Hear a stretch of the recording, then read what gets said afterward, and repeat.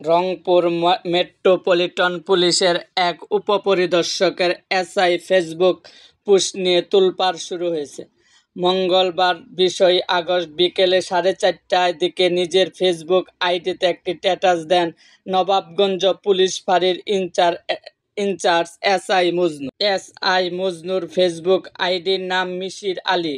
সেই আইডি থেকে তিনি সাংবাদিকদের উদ্দেশ্য করে লিখেন, প্রিয় সাংবাদিক, আইনজীবী ভাই, প্রতিদিন কোর্টে মামলা হচ্ছে সিটি বাজারের সামনে, যেখানে গুলি করেছে রেঞ্জ ডিআইজি, জেলার পুলিশ সুপার, বিভাগীয় কমিশনার, ডিসি রংপুরের নেতৃত্বে জেলা পুলিশের রায়ট টিম।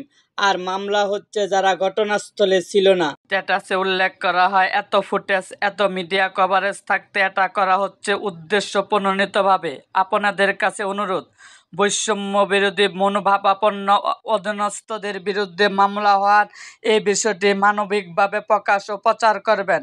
স্ট্যাটাসে আরও লেখা, ঈশ্বর ক্ষমতাশালী, এসপি, ডিআইজি, জেলা প্রশাসক, বিভাগীয় কমিশনার এরাও প্রভাবশালী ও প্রতাপশালী হওয়ার কারণে ঘটনাস্থলে উপস্থিত থেকে গুলি করে মামলা থেকে অব্যাহতি পায়।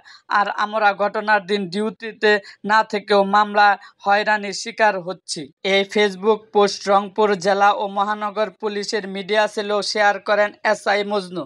এরপর থেকে পোস্টটি নিয়ে ব্যাপক তোলপাড় চলছে রংপুরে। উল্লেখ্য, গত 19 জুলাই রংপুর সিটি বাজারের সামনে পুলিশ ও আওয়ামী লীগ নেতাকর্মীদের সঙ্গে সংঘর্ষে নিহত হন পলিটেকনিক শিক্ষার্থী আব্দুল আল তাহির। এরপর তাহির হত্যা মামলায় আসামি করা হয় এসআই মজনুকে।